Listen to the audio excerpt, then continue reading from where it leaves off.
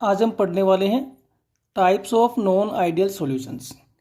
Non ideal solutions के बारे में हमने लास्ट वीडियो में पढ़ा था। एक बार मैं आपको थोड़ा सा समराइज कर देता हूँ ना, या रिवाइज कर देता हूँ एक तरीके से कि नॉन आइडियल सॉल्यूशंस का मतलब क्या है। वैसे तो आप जनरली सब जानते हो कि जो सॉल्यूशंस राउट्स लो को फॉलो करते हैं दे आर आइडियल सॉल्यूशंस, और solutions they do not obey the Raoult's law known as non ideal solutions. ये तो आप जानते हो। चलो देखिए, एक बात अपन छोटे छोटे पॉइंट से थोड़ा सा पीछे चलते हैं। हमने क्या पढ़ा था? हमने पढ़ा था according to Raoult law partial pressure of A becomes equal to pure vapour pressure of A into their mole fraction. याद है ना? राउट लो क्या कहता है? राउट लो यही तो कहता है कि किसी भी वोलेटाइल सब्सटेंस का पार्शियल प्रेशर उसके मोल फ्रैक्शन के डायरेक्टली प्रोपोर्शनल होता है। और प्रोपोर्शनल का साइन हटाने के लिए हमने यहाँ पी ए नोट को यूज कर लिया। पी बी अगर दूसरा सब्सटेंस है, मान लीजिए दूसरा कंपोनेंट, तो उसकी वैल्यू किसके इक्वल आएगी? P B not X B. किसके अकॉर्डिंग? राउट लॉ के according.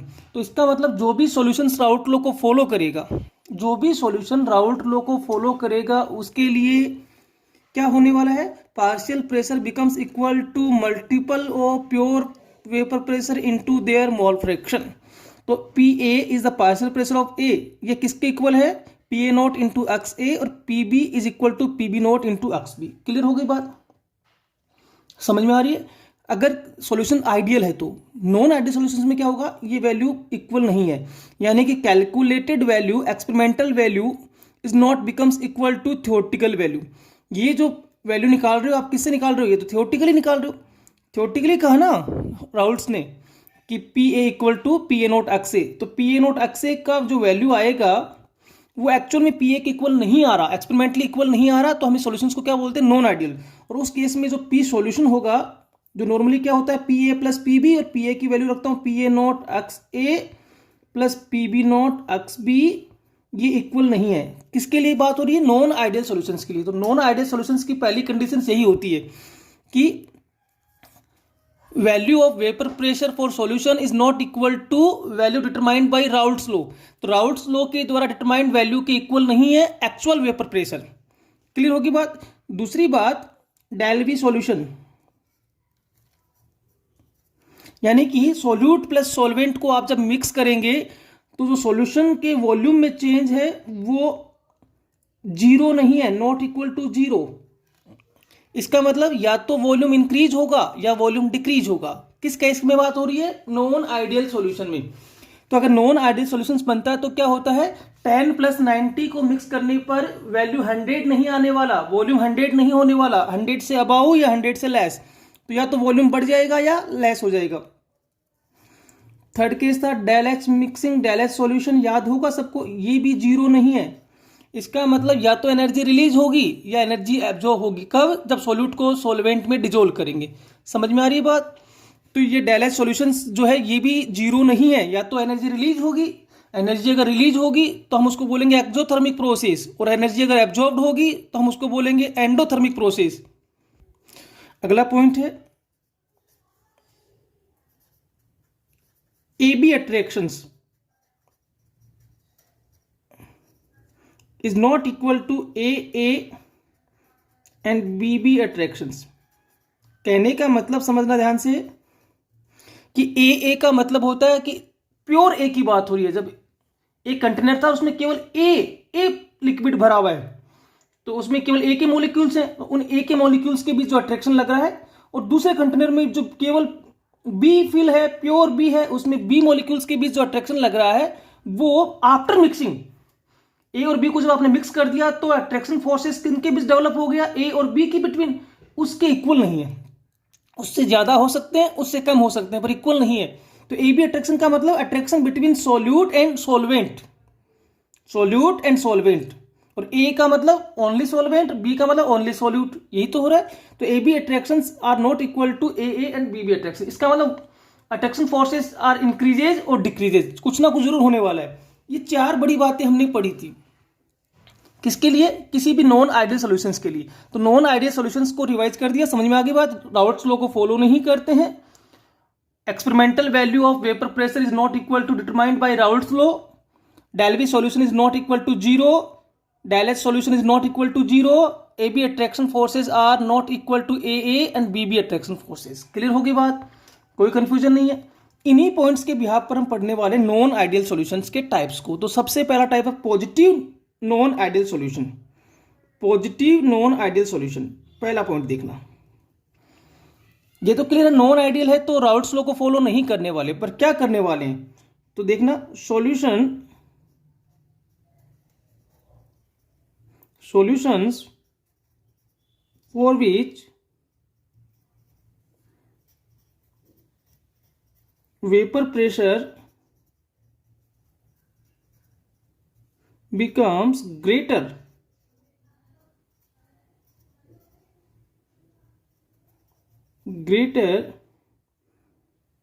solutions for which vapor pressure becomes greater as compare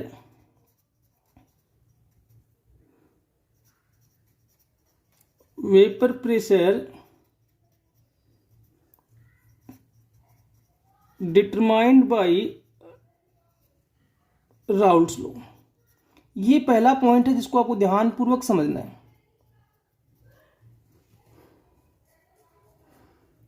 ठीक है, solutions for which vapour pressure becomes greater as compare vapour pressure determined by Raoult's law showing positive deviation.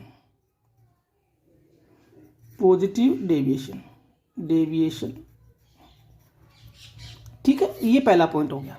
क्या कह रहा है पहला point कि एक सॉल्यूशन जिसके लिए वेपर प्रेशर का एक्सपेरिमेंटल वैल्यू राउल्ट्स लॉ से डिटरमाइंड वैल्यू से बड़ा आएगा, इंक्रीज होकर आएगा, ग्रेटर होकर आएगा, तो वो पॉजिटिव डेविएशन शो करते हैं। समझ में आ रही है बात? तो जिन भी सॉल्यूशंस के लिए vapour pressure, experimental vapour pressure या observed vapour pressure is greater than vapour pressure determined by Raoult's law, उनको हम क्या बोलने वाले हैं, वो पॉजिटिव डेविएशन शो करते हैं। इसका मतलब ये हो गया कि जो PA का एक्सपेरिमेंटल वैल्यू है वो ज्यादा है राउल्ट्स लॉ से। राउल्ट्स लॉ से किस निकालते हैं, PA नॉट एक्स से। और PB का जो एक्सपेरिमेंटल वैल्यू होगा वो ग्रेटर होगा किससे, PB नॉट XB का। इसका क्या मतलब हुआ कि ये तो एक्सपेरिमेंटली हमने कैलकुलेट किए, experimentally calculated values are greater than value determined by Raoult's law. इस हिसाब से तो PS is greater than solution PA nought XA plus PB nought XB। Correct बात है ना? ये पहला पॉइंट हो गया। तो पहला पॉइंट क्या कह रहा है, ध्यानपूर्वक समझना है। पहला पॉइंट डेफिनेशंस भी बता रहा है। कोई आपसे पूछे what is the positive non ideal solution, तो आप क्या कहेंगे, दो solution for which vapour pressure becomes greater as compare to vapour pressure determined by Raoult's law. यानी कि राउल्ट्स लॉ से डिटरमाइंड वैल्यू जो भी है उस वैल्यू से एक्चुअल वैल्यू ज्यादा आने वाली है, किसकी, वेपर प्रेशर की। और that type of solutions are showing the positive deviation from ideal behaviour and known as non ideal solutions, positive non ideal solutions. ये पहला पॉइंट हो गया, कोई कंफ्यूजन नहीं है। दूसरा पॉइंट पढ़े उससे पहले इधर वाला पहला पॉइंट पढ़ लेते हैं। देखिए, आप बताइए, आप समझदार हो सब, कि यहां क्या हो रहा है, प्रेशर हाई हो गया, यानी कि एक्चुअल प्रेशर जो है वो राउल्ट्स लॉ से डिटरमाइंड वैल्यू से ग्रेटर है, तो नेगेटिव में वो क्या हो जाएगा, लेसर हो जाएगा। इसका मतलब मैं सीधे लिख दूं ना कि ये होने वाला है कि PA जो एक्सपेरिमेंटल वैल्यू है वो लेसर है राउल्ट लॉ के द्वारा डिटरमाइंड वैल्यू से। PB is also lesser than PB nought XB, और P solution is lesser than PA nought XA plus PB nought XB। इधर आते एक बार थोड़ा सा, यहां हमने क्या सीखा, अभी हमने क्या कहा था कि PA और PB राउल्ट लॉ के इक्वल नहीं आने वाले। अब इक्वल नहीं आने का मतलब या तो इंक्रीज होंगे या डिक्रीज होंगे। तो पॉजिटिव डेविएशंस में तो वो क्या हो गए, इंक्रीज हो गए, और नेगेटिव डेविएशंस में वो डिक्रीज हो गए। तो यानी कि अगर सॉल्यूशन का actual vapour pressure theoretical pressure से ग्रेटर आता है तो पॉजिटिव डेविएशन है, और लोअर आता है तो नेगेटिव डेविएशन है। मैं आपसे एक पॉइंट यहां पूछना चाहता हूं जिसको आपको ध्यानपूर्वक मुझे बताना है। देखिए, वेपर प्रेशर जो होता है, वेपर प्रेशर वो मेनली दो बातों पे डिपेंड करता है, टेम्परेचर और अट्रैक्शन फोर्सेस। ये हमने पढ़ लिए थे, दो चीजों पे डिपेंड करता है। किसी भी सॉल्यूशन का वेपर प्रेशर दो बातों पे डिपेंड करता है, एक टेम्परेचर पे और एक इंटरमोलिकुलर अट्रैक्शन फोर्सेस पर। यानी कि मॉलिक्यूल्स के बीच जो फोर्स लग रहा है उस पर। वेपर प्रेशर टेम्परेचर के डायरेक्टली प्रोपोर्शनल होता है। और इंटरमोलिकुलर अट्रैक्शन फोर्सेस के, थोड़ा दिमाग पे जोर डालिए, intermolecular attraction forces are stronger. अगर वो स्ट्रोंग है तो क्या इजीली वेपर बनेगी? नहीं बन पाएगी। इजी वेपर नहीं बनेगी तो वेपर मॉलिक्यूल्स का नंबर कम हो गया, वेपर प्रेशर भी कम हो गया। तो vapour pressure is indirectly proportional to attraction forces. ये हमने पहले एक वीडियो में पढ़ा था, याद आ रहा ना? अब सुनिए ध्यान से, यहां टेम्परेचर का तो इफेक्ट है नहीं, तो किसका इफेक्ट है? अट्रैक्शन फोर्सेस का। अब मुझे एक बात बताइए, यहां आप क्या कह रहे हो? आप कह रहे हो कि वेपर प्रेशर इंक्रीज हो रहा है। वेपर प्रेशर क्या हो रहा है? इंक्रीज हो रहा है। इसका मतलब वेपर प्रेशर इंक्रीज हो रहा है तो अट्रैक्शन फोर्सेस डिक्रीज होंगे, क्योंकि एक दूसरे के क्या चलते हैं? इनवर्स है। देखो, vapour pressure is directly proportional to 1 attraction forces. तो वेपर प्रेशर तो यहां बढ़ा है ना, आपने कहा ना ग्रेटर हुआ है, तो वेपर प्रेशर ग्रेटर हो रहा है तो अट्रैक्शन फोर्सेस डिक्रीज हो गए। इसका मतलब ये हो रहा है A B attraction forces solution बनाने के बाद वो डिक्रीज हो गए, इसलिए वेपर प्रेशर इंक्रीज हो गया। किसके कंपैरिजन में? A and B attraction forces.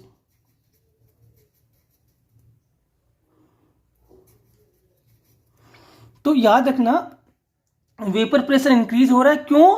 क्योंकि ए और बी को मिलाने पर, सॉल्यूट और सॉल्वेंट को मिक्स करने पर उनके बिटवीन जो अट्रैक्शन फोर्सेस है वो डिक्रीज हो रहे हैं। ठीक है, समझ में आ गई बात? चलिए आगे, इसका भी सेकंड पॉइंट लिख देते हैं। चलिए, नेगेटिव है तो उल्टा हो जाएगा। यहां वेपर प्रेशर डिक्रीज हो रहा है, अट्रैक्शन फोर्स इंक्रीज हो गया। ए अट्रैक्शन फोर्सेस बढ़ गए, ग्रेटर हो गए, किससे? A and B attraction forces. सही है? तो ये सेकंड पॉइंट हो गया, कोई कंफ्यूजन नहीं है किसी को भी। अब आते हैं अपन थर्ड पॉइंट पर, और आपको ध्यान से समझना है इसको, फिर करेंगे। देखिए, अब थर्ड पॉइंट अपन पढ़ना चाहते हैं डेल्वी मिक्सिंग, डेल्वी सॉल्यूशन, यानी कि वॉल्यूम में क्या चेंज होने वाला है, क्योंकि volume is not equal to change. आपने लिखा ना नॉन आइडियल सॉल्यूशंस के लिए कि change in volume is not equal to 0, तो ये डेल्वी सॉल्यूशंस का क्या होगा? अब आप समझना ध्यान से, एक बार समझ कर अपन करेंगे कि ये एक कंटेनर है, ये दूसरा कंटेनर है, दोनों के सॉल्यूशंस को आप मिक्स करेंगे किसमें? तीसरे कंटेनर में। तो सॉल्यूट, सॉल्वेंट, सॉल्यूशन। अब देखो एक बार ध्यान से, ये सॉल्यूट पार्टिकल्स हैं, ये सॉल्वेंट पार्टिकल्स हैं, ये ए मान लीजिए, ये बी मान लीजिए, ये ए बी सॉल्यूशन बन रहा है। मुझे एक बात बताइए, यहां चेक करिए, ए और बी के बीच जो अट्रैक्शन फोर्सेस अप्लाई होंगे वो ए और बी के कंपैरिजन में कम हो गए। कम होने का मतलब यहाँ जो मॉलिक्यूल्स है वो तो क्लोजली है ए और बी की। ठीक है, इनको अलग करने के लिए चलो ऐसे कर देता हूँ, ये ए के मान लीजिए, ये बी के मान लीजिए। अब मुझे एक बात बताइए, जब आप इनको मिक्स करेंगे तो इनके बीच अट्रैक्शन फोर्सेस क्या होंगे? वीक होंगे। यही तो लिख रखा है आपने सेकंड पॉइंट कि A B attraction forces becomes weaker as compare to A and B. जब ये वीक होंगे तो क्या होंगे? अट्रैक्शन फोर्सेस वीक होंगे तो मॉलिक्यूल क्लोज होंगे कि फार अवे, दूर जाएंगे। ये तो आप समझदार हो, दूर चलेगी। चलिए, मॉलिक्यूल्स दूर चलेगी। सही है क्या? इसमें तो कोई कंफ्यूजन नहीं है। तो आप क्या कह रहे हो कि नॉन आइडियल सॉल्यूशंस में पॉजिटिव कैटेगरी हम पढ़ रहे हैं, और हम क्या कह रहे हैं कि ए एक सॉल्यूट था, बी एक कंपोनेंट था, दोनों को मिलाने पर ए और बी के बीच जो मोलिकुलर फोर्सेस अप्लाई होंगे they are weaker than before mixing conditions. क्यों समझ सकते हैं? मिलाने से पहले की कंडीशंस में वो स्ट्रोंगर थे और मिलाने के बाद वो वीकर हो गए। वीकर होने से मोलिक्यूल क्या हो गए? दूर चले गए। आप एक बात बताइए, वॉल्यूम क्या होता है? वॉल्यूम क्या होता है? अभी वॉल्यूम ऑक्युपाइड स्पेस होता है। अब ये मॉलिक्यूल दूर जाएंगे तो स्पेस ज्यादा कवर करेंगे, कम करेंगे। भाई एक बात बताइए, एक तो क्लोजली पैक्ड हो, तो इसे यहाँ क्लोजली पैक्ड हो तो इस जगह में एक और आ जाता, एक पार्टिकल, 3 पार्टिकल आते। अब ये जैसे जैसे दूर होंगे तो ये स्पेस ज्यादा कवर करेंगे ना, इसीलिए गैस का वॉल्यूम क्या होता है? हाई होता है। क्यों? क्योंकि गैस जो होता है वो स्पेस ज्यादा कवर करती है। तो यहां भी वही बात हो रही है, कुछ ज्यादा हार्ड टॉपिक नहीं है, मैं क्लियर कर दूं, इजी है कि ए और बी को मिलाने पर, उनको मिक्स करने पर जो सॉल्यूशन ए बी बना है उनमें पार्टिकल्स के बीच वीक फोर्सेस अप्लाई हो रहे हैं। वीक फोर्सेस अप्लाई होने से वो ज़्यादा स्पेस कवर्ड करेंगे, एक दूसरे से दूर चले जाएंगे, जिससे वॉल्यूम इंक्रीज हो गया, तो del V becomes greater than zero, increase हो गया, है ना। तो del V becomes greater than zero. कई बार इसको अपन del V equal to positive लिख देते हैं। पॉजिटिव क्यों? क्योंकि बड़ा है। तो यानी कि सीधी सी बात है कि 10 + 90 को अगर आप मिक्स कर रहे हो तो वैल्यू जो वो होगी वो ग्रेटर देन 100 होगी, वॉल्यूम बढ़ जाएगा। समझ में आ गई बात? यानी कि 10 + 90 की वैल्यू 100 नहीं आके उससे ज्यादा आएगी, 100 से अबव आएगी, इसलिए वॉल्यूम में क्या देखने को मिलेगा? इंक्रीज देखने को मिलेगा। इंक्रीज का रीजन समझ में आ गया कि इंक्रीज क्यों हो रहा है? क्योंकि आप दो पार्टिकल्स को मिक्स कर रहे हो, मिलाने पर उनके बीच का इंटरमोलिकुलर फोर्सेस वीकर हो गया। वीक होने से पार्टिकल दूर दूर चले गए, दूर जाने से वो ज्यादा स्पेस ऑक्यूपाइड कर रहे हैं, इसलिए वॉल्यूम इंक्रीज हो रहा है। यहां तो बताने की अब जरूरत भी नहीं पड़ेगी कि यहां उल्टा होगा, del V solutions less than zero. समझ में आ रही बात? लेस देन जीरो क्यों? क्योंकि यहां अट्रैक्शन फोर्सेस इंक्रीज हो रहे हैं। अट्रैक्शन फोर्सेस इंक्रीज होने से particles comes to very close, और जब पार्टिकल बहुत क्लोज आते हैं तो वॉल्यूम कम हो जाएगा।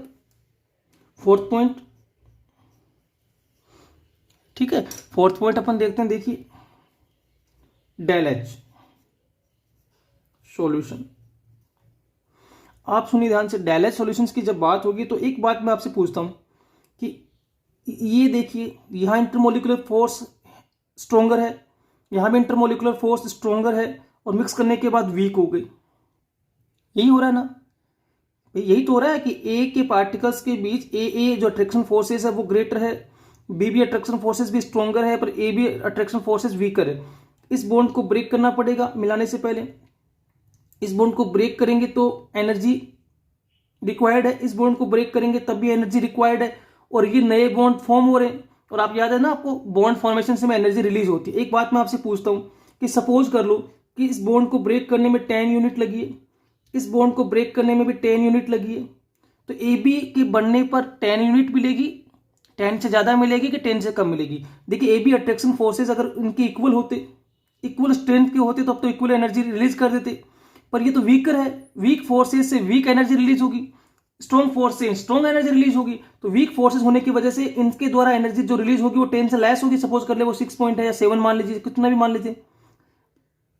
ये दो मॉलिक्यूल, ये दो मॉलिक्यूल, तो ये दो 4, यानी कि 2 ए बी मॉलिक्यूल बनेंगे, तो 7 गुना 2 कर लो, तो 10 + 10 20, और 7 दूनी 14। 20 पॉजिटिव क्योंकि ये तो आपने एनर्जी एब्जॉर्ब करवाई है, और 14 माइनस के क्योंकि रिलीज हुई है। तो दोनों का डिफरेंस देखो, 20 + 14 माइनस, तो +6, तो +6 का मतलब पॉजिटिव आ रहा है। Del H solutions becomes positive. फिर समझा देता हूं मैं आपको क्या करने का प्रयास है कि देखिए, सेपरेट ए जो मॉलिक्यूल्स है उनमें अट्रैक्शन फोर्सेस स्ट्रोंगर है, सेपरेट बी मॉलिक्यूल्स में भी स्ट्रोंगर फोर्सेस है।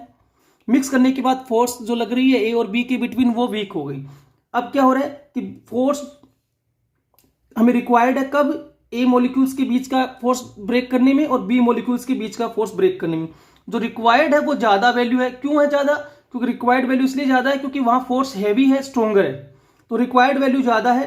जबकि जो नए बॉन्ड फॉर्म हो रहे हैं वो वीकर हैं, वीकर होने की वजह से जो रिलीज्ड वैल्यू है वो कम है।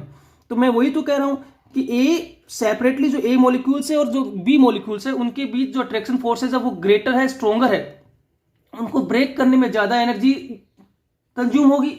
जबकि ए बी जो नया बॉन्ड फॉर्म हो रहा है वो वीक है, इसलिए रिलीज एनर्जी कम होगी। तो कंज्यूम्ड एनर्जी यानी कि रिक्वायर्ड एनर्जी ज्यादा है और रिलीज एनर्जी कम है, तो दोनों का डिफरेंस निकालेंगे, रिक्वायर्ड माइनस रिलीज, तो रिक्वायर्ड ज्यादा है तो पॉजिटिव डिफरेंस आएगा। तो कैसा प्रोसेस है? एंडोथर्मिक, एंडोथर्मिक प्रोसेस है। इसका मतलब कंटेनर क्या हो जाएगा? कूल हो जाएगा। कोई कंफ्यूजन नहीं है किसी को? बात समझ में आ गई क्या? फिर समझाऊं, एक बार मैं शॉर्टली फिर समझा देता हूं कि पॉजिटिव नॉन आइडियल सॉल्यूशंस के लिए डेल एच सॉल्यूशंस की जो वैल्यू होगी, जो एंथैल्पी चेंज होगा वो पॉजिटिव होगा। पॉजिटिव होने का मतलब होता है कि एनर्जी रिलीज करनी पड़ेगी, सॉल्यूशन बनाने में एनर्जी आपको देनी पड़ेगी। समझ में आ रही बात? तो डेल एच सॉल्यूशन पॉजिटिव का मतलब फिर समझ लीजिए कि नॉन आइडियल सॉल्यूशंस के लिए डेल एच सॉल्यूशन पॉजिटिव होता है। इसका मतलब सोल्यूट और सॉल्वेंट को मिक्स करके सॉल्यूशन बनाते समय हमें एनर्जी कंज्यूम करवानी पड़ी है, एनर्जी देनी पड़ी। और ऐसा अपन यहां से समझ सकते हैं कि ए पार्टिकल्स के बीच जो फोर्स है उसको ब्रेक करने में एनर्जी ज्यादा चाहिए, बी पार्टिकल्स के बीच का फोर्स भी ब्रेक करने में एनर्जी ज्यादा चाहिए, क्योंकि दोनों केस में फोर्सेस स्ट्रोंगर है। तो यहां एनर्जी तो ज्यादा यूज हो गई, पर जो एनर्जी रिलीज हो रही है वो इनके कंपेरिजन में कम हो रही है। कम क्यों हो रही है? क्योंकि जो नए फोर्स अप्लाई हो रहे हैं ना ए और बी के बीच, वहां फोर्स वीकर है, और वीकर फोर्स होने की वजह से यहां से एनर्जी जो रिलीज होगी वो कम होगी। क्लियर हो गई बात? तो एंडोथर्मिक प्रोसेस हो गया। तो यहां अपन क्या समझेंगे? डेल एच कैसा आने वाला है सॉल्यूशन के लिए? नेगेटिव आने वाला है।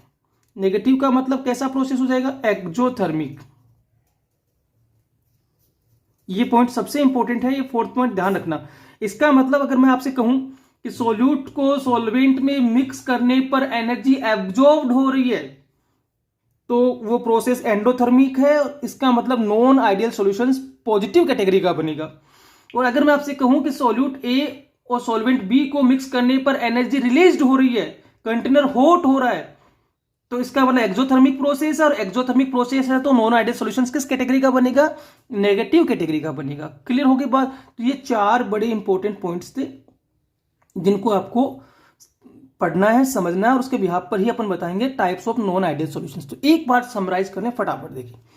पॉजिटिव नॉन आइडियल सॉल्यूशंस का पहला पॉइंट क्या बता रहा है? वो ये कह रहा है कि if experimental value of vapour pressure for a solution becomes greater than value determined by Raoult's law, then this type of solution showing positive deviation. Number 2, positive deviation होने का रीजन क्या था? वेपर प्रेशर बढ़ने का कारण क्या था? कि after mixing A and B the attraction forces develop between A and B are weaker as compare to A and B. इसका मतलब ए और बी जब सेपरेटली थे तब उनके बीच अट्रैक्शन फोर्सेस ग्रेटर थे, स्ट्रोंगर थे। मिलाते ही, उनको मिक्स करते ही सॉल्यूशंस में ए और बी के बिटवीन जो अट्रैक्शन फोर्सेस डेवलप होंगे वो वीक हो गए, और वीक होने से वेपर प्रेशर इंक्रीज हो गया। थर्ड पॉइंट क्या कह रहा है? ये तो बड़ा इजी है। आप क्या कह रहे हो कि after mixing intermolecular force week होंगे। जैसे आपने सॉल्यूट सॉल्वेंट को मिलाया, इंटरमोलिकुलर फोर्स वीक हो गए। वीक होने का मतलब ए और बी के पार्टिकल दूर दूर जा रहे हैं। दूर जाने से वो स्पेस ज्यादा ऑक्यूपाइड करेंगे, और ज्यादा स्पेस ऑक्यूपाइड करेंगे तो वॉल्यूम बढ़ जाएगा। और चौथा पॉइंट जो है वो बड़ा इंपॉर्टेंट है। वो क्या कह रहा है कि देखिए भाई, आप ए और बी को जैसे ही मिलाते हो तो जो ए और बी के बिटवीन फोर्स अप्लाई होगा वो वीकर होगा। और आप सब समझदार हो कि स्ट्रोंगर फोर्स को तो आप तोड़ रहे हो, ब्रेक कर रहे हो, किसके बिटवीन ए एंड बी। तो स्ट्रोंगर फोर्स को ब्रेक करने के लिए एनर्जी ज्यादा चाहिए, और जो नए फोर्स बन रहे हैं ए और बी के बिटवीन वो वीक है, तो एनर्जी कम रिलीज हो रही है। तो रिलीज एनर्जी लेसर है और रिक्वायर्ड एनर्जी ग्रेटर है। दोनों का डिफरेंस प्लस में आएगा तो डेल एच पॉजिटिव हो गया। यानी कि एक्सोथर्मिक प्रोसेस है, मिलाते ही कंटेनर कूल हो जाएगा। और नॉन आइडियल नेगेटिव कैटेगरी में तो इसका ऑपोजिट कर लीजिए, कोई कंफ्यूजन नहीं है। तो ये हो गया types of non ideal solutions. अब अपन पढ़ लेते हैं इनके एग्जांपल्स। तो पॉजिटिव नॉन आइडियल सॉल्यूशंस और नेगेटिव नॉन आइडियल सॉल्यूशंस के एग्जांपल्स हमने लिख दिए। ठीक है, इन एग्जांपल्स को आप पढ़ लेंगे, समझ लेंगे। 2 एग्जांपल्स को मैं आपको समझा देता हूं। देखिए, एक एग्जांपल मैं आपको समझा देता हूं, इसको देखिए। Acetone plus ethanol. देखिए, एसीटोन का फॉर्मूला होता है CH3COCH3। This is your acetone. और एथेनॉल होता है आपका C2H5OH। ठीक है, ये पहला कंपोनेंट हो गया, दूसरा कंपोनेंट हो गया। इनको मिक्स करते हो तो ये एक सॉल्यूशन बनाएंगे, और उस सॉल्यूशन को हम क्या मान रहे हैं? Positive non ideal solution. देखिए, एक चीज मैं आपको समझाता हूं, देखना। ये किसका फॉर्मूला है? CH3COCH3। ये है एसीटोन। ठीक है, और ये दूसरा एसीटोन है, ध्यान देना एक बार। यानी कि ये एक कंटेनर है जिसमें एसीटोन भरा हुआ है। अब आप जानते हो ना, एसीटोन में ये नेगेटिव का पार्ट होता है, ये पॉजिटिव पार्ट होता है। ठीक है, ऐसे ये नेगेटिव पार्ट है और ये पॉजिटिव पार्ट है, और इस प्लस माइनस के बीच एक अट्रैक्शन फोर्सेस लग रहा है, जिसको आप कहते हो dipole dipole attraction. Dipole dipole attraction. ठीक है, तो एसीटोन मॉलिक्यूल्स के बीच जो अट्रैक्शन लग रहा है वो कैसा है? डाइपोल है। दूसरा जो कंटेनर है उसमें क्या भरा हुआ है? Ethanol C2H5OH dash dash HOC2H5। आपको पता है ना सॉरी, OH ऐसे कर देता हूँ, C2H5OH C2H5OH। अब इसमें ये माइनस का हिस्सा होता है, ये प्लस का हिस्सा होता है, ये H प्लस का है और O माइनस का है। तो H और O के बीच जो बॉन्डिंग होती है वो आपको पता है ना कौन सी बॉन्डिंग होती है? H बॉन्डिंग, याद है ना? FON और H के बीच जो बॉन्डिंग होती है वो H बॉन्डिंग होती है। तो एथेनॉल में कौन सी बॉन्डिंग है? H बॉन्डिंग है। और एसीटोन में कौन सी बॉन्डिंग है? Dipole dipole H bonding greater होती है, स्ट्रोंगर होती है एज कंपेयर टू डाइपोल। अब देखिए जब आप उन दोनों को मिक्स कर दोगे तो मॉलिक्यूल्स किस किस के बीच आ जाएंगे। अभी ये प्योर एसीटोन था जिसके बीच डाइपोल डाइपोल फोर्स अप्लाई हो रहा है, ये प्योर एथनॉल है जिसके बीच एच बॉन्डिंग हो रही है। यहां तक तो कोई कंफ्यूजन किसी को होना ही नहीं चाहिए। अब हमने एक कंटेनर में लाकर मिक्स कर दिया, ठीक है, मिक्स कर दिया तो जो अट्रैक्शन फोर्सेस अप्लाई होंगे वो किसके बीच हो रहे हैं, एसीटोन और एथनॉल के बीच, ठीक है, एसीटोन और एथनॉल के बीच अप्लाई होंगी। हालांकि समझने वाली बात है ध्यान से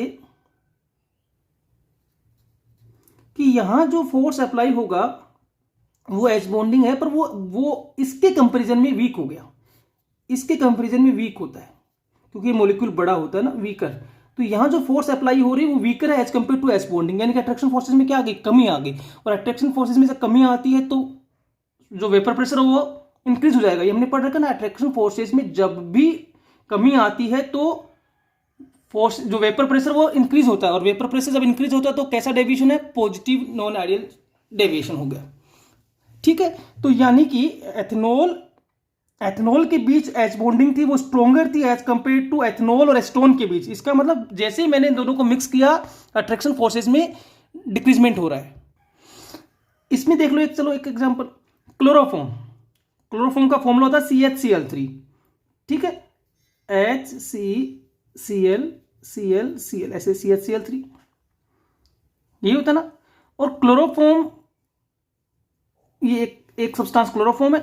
यहां क्लोरोफॉर्म में जो फोर्स होता है वो भी डाइपोल भी नहीं होता, एक तरीके से मैं कह सकता हूं वांडरवाल सीरीज का फोर्स होता है, वीक होता है वांडरवाल्स फोर्स, ठीक है, वांडरवाल फोर्स है या डाइपोल बोलते हैं, प्लस माइनस थोड़ा सा ही बनेगा, बाकी इसमें प्लस माइनस का कोई मैटर नहीं है, वांडरवाल फोर्स है। बी सब्सटेंस इसमें क्या है, एसीटोन CH3CO CH3। तो एसीटोन में तभी बताया ये कौन सा फोर्स होता है, डाइपोल डाइपोल होता है, डाइपोल फोर्स, यानी कि ये भी वांडरवाल सीरीज एक तरीके से वीक फोर्सेज है। मिलाने पर क्या होगा, कंटेनर में क्या होने वाला है वो देखिए। एसीटोन CH3 से एसीटोन ये होता है ना जिसमें ये वाला हिस्सा माइनस का, ये वाला हिस्सा प्लस का होता है। क्लोरोफॉर्म HCCl तो इस H और इस O के बीच बॉन्डिंग हो जाएगी, और ये जो बॉन्डिंग है वो कैसी है, H बॉन्डिंग है।